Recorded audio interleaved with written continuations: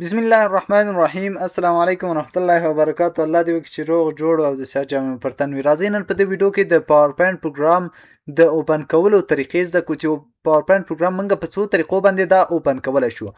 ډیر ایزي او ډیر اسانه ده. تاسو به داسې وکړئ چې لومړی به راسئ سټارټ ته، او سټارټ کې به تاسو څه کوئ، دا انتخاب کوئ. دلته به تاسو راسئ په دې سر به کلیک کوئ. په سر مو چې دلته کلیک کوئ تاسو به څه کوئ، ورته ولیکئ پاور پوینټ. پاور پوینټ خالی چې تاسو ورته خالی پی او کلیک کوئ، ډایرکټ به تاسو سره په لیست کې پاور پوینټ راسي. خو که تاسو ورته غواړئ چې پاور پوینټ هغه پوره کلیک کوئ، نو تاسو به څه وکړئ، پوره هم ورته لیکلی شئ. نو دا یې لومړی طریقه وه چې پاور پوینټ پروګرام موږ په څو طریقو نور انټر کې دا چې اوپن کیږي. لومړی طریقه دا وه چې پاور پوینټ پروګرام موږ د سټارټ مینو له لارې دا څه شی کولی شو، اوپن کولی شو. بله لاره یې دا ده چې تاسو راسئ رایټ کلیک وکئ. رایټ کلیک مو چې کله وکړه، رایټ کلیک نه وروسته تاسو راسئ نیو ته.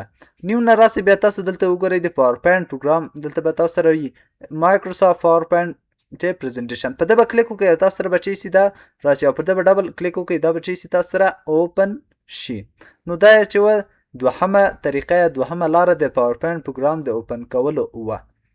بله چې ده درېیمه لاره چې ده، درېیمه لاره دا ده چې تاسو که غواړئ چې پاور پوینټ پروګرام اوپن کړئ، نو وینډو آر به وایي. وینډو آر به وایي مطلب رن ته به راسئ. رن کې به تاسو ورته ولیکئ پاور پوینټ، پاور پوینټ. دلته یو خبره، دلته زه ورته ولیکم چې پوینټ او انټر کړم، دا ما سره چې کوي نه اوپن کوي.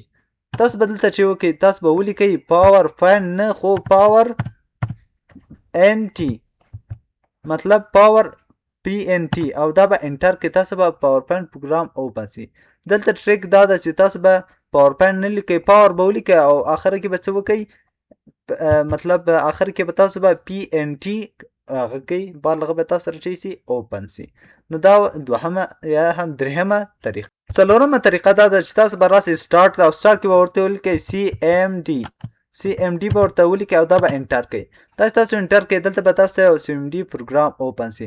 تاسو به لومړی سر کې ورته ولیکئ سټارټ. سټارټ ما ته چې که سټارټ که، بیا هغه منځ کې فاصله ورکړه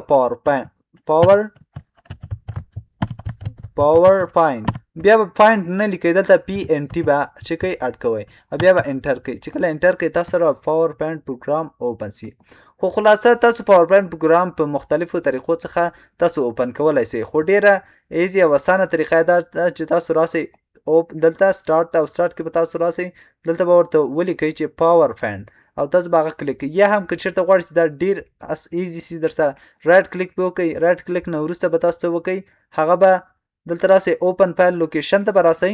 اوپن فایل لوکیشن ته چې راغلی، دا لوکیشن به پیدا کوي. رایټ کلیک پې وکړئ او دا کاپي کوئ.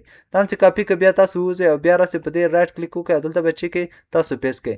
مطلب پاور پوینټ پروګرام دلته تاسو سره چې سو پیسټ سو. تاسو هر ځای کې چې کېږدئ تاسو یې کېښودلی شئ. لومړی طریقه خو د یعنې پنځمه طریقه دا د نه ډبل کلیک پې وکړئ، دا به چې سي اوپن سي در سره. بل یو کس وایي چې زه غواړم په ټاسک بار ته یې راولم او ډایرکټ پې کلیک وکړم، دا ما سره اوپن سي.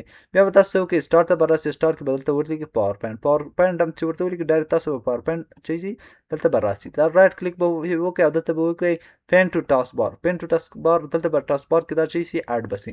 نور ځکه ضرورت نشته چې نور یو خوا ته بلې خوا ته راسئ، مختلف طریقونه اوپن کړئ. د باندې به رایټ کلیک وکړئ، ځکه به دا چې سي ډایرکټ تاسو سره اوپن سي.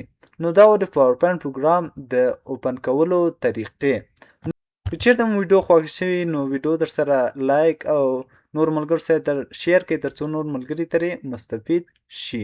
او که چېرته کوم کسان نوي وي، نو زموږ چینل نه یې سبسکرایب کړی، نو هغه لطفا سبسکرایب کړئ، تر څو نورو ویډیوګانو نه برخمن شئ. نور مو په لوی الله تعالی سپارم. ښه وخت ښې چارې.